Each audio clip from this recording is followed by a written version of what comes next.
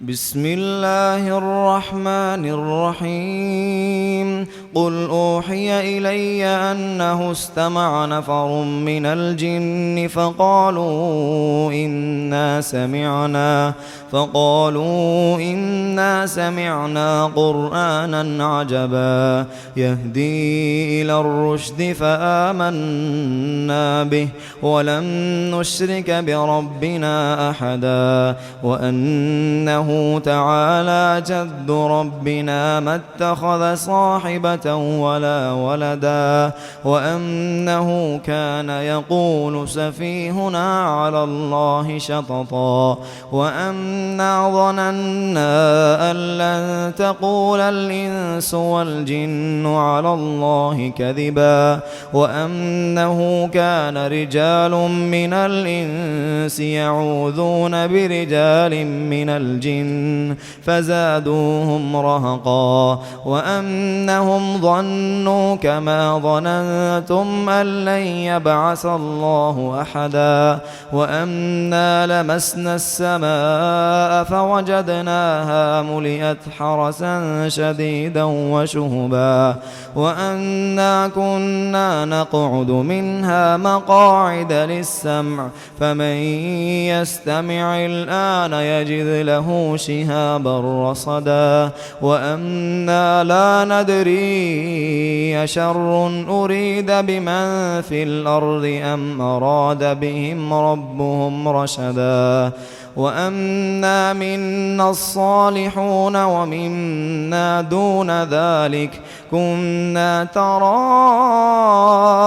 قددا وأنا ظننا أن لن نعجز الله في الأرض ولن نعجزه هربا وأنا لما سمعنا الهدى آمنا به فمن يؤمن بربه فلا يخاف بخسا ولا رهقا وأنا منا المسلمون ومنا القاسطون فمن أسلم فأولئك تحروا رشدا وأما القاسطون فكانوا لجهنم حطبا وأن لو استقاموا على الطريقة لأسقيناهم ماء غدقا لنفتنهم فيه ومن يعرض عن ذكر ربه يسلكه عذابا صعدا وأن المساجد لله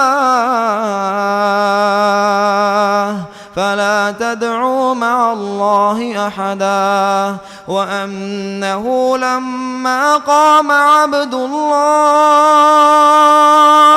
يدعوه كادوا يكونون عليه لبدا قل إنما أدعو ربي ولا أشرك به أحدا قل إني لا أملك لكم ضرا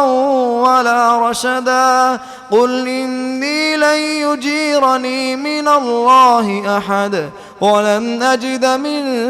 دونه ملتحدا إلا بلاغا من الله ورسالاته ومن يعص الله ورسوله فإن له نار جهنم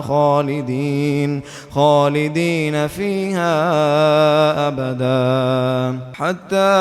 إذا رأوا ما يوعدون فسيعلمون من أضعف ناصرا وأقل عددا قل إن أدري قريب ما توعدون أم يجعل له ربي أمدا عالم الغيب فلا يظهر على غيبه أحدا إلا من ارتضى من رسول فإنه يسلك من بين يديه ومن خلفه رصدا ليعلم أن قد أبلغوا رسالات ربهم وأحاط بما لديهم وأحصى كل شيء عددا.